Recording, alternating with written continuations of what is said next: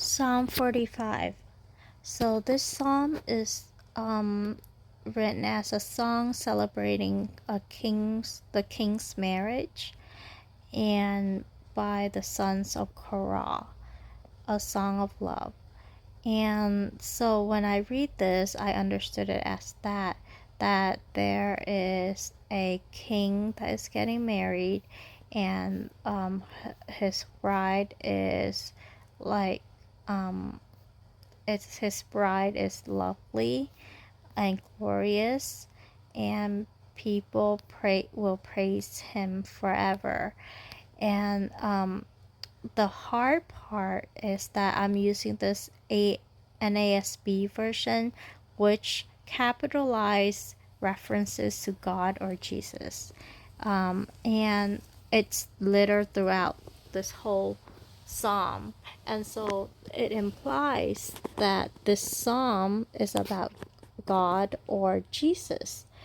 And not only that, I searched on the commentary, and one of the commentary was saying that this psalm is referring to the Messianic king, and no other king can fulfill this psalm. And I didn't understand that, because when I read it, it sound like, it just reads to me like any king at that time is getting married, and some people wrote a song to celebrate it. And I didn't understand how it can be referring to a, like, maybe hyperbole was used because it is a song, but I don't understand how people then can take a hyperbole and make it into a kind of like prophetic thing about Jesus. So I did understand that.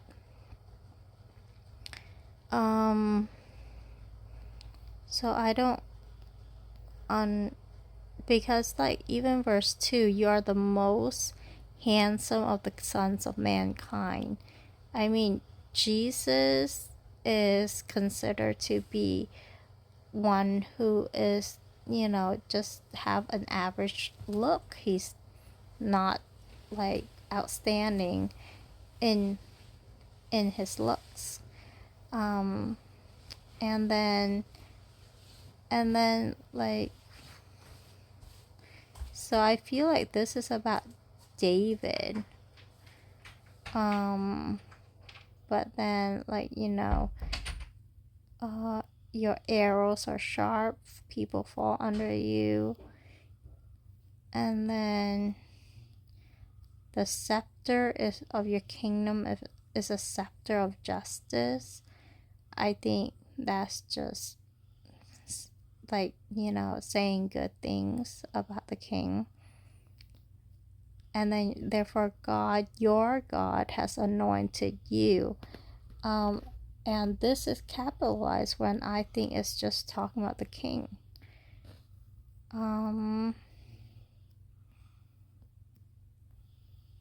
Yeah, so like some things like that, I just don't understand how some stuff that just seems like a normal song or a normal poem is then used to say, oh, this is fulfilled prophecy, or Jesus fulfilled this prophecy, or Jesus fulfilled that prophecy in the Old Testament, where it's, when I read it, it's just a normal psalm or a song or, note. And not only that, I understand though that Jesus himself, he say this part of the Old Testament point to me.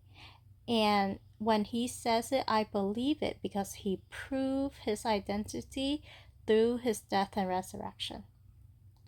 It's proven. And so what he says is truth.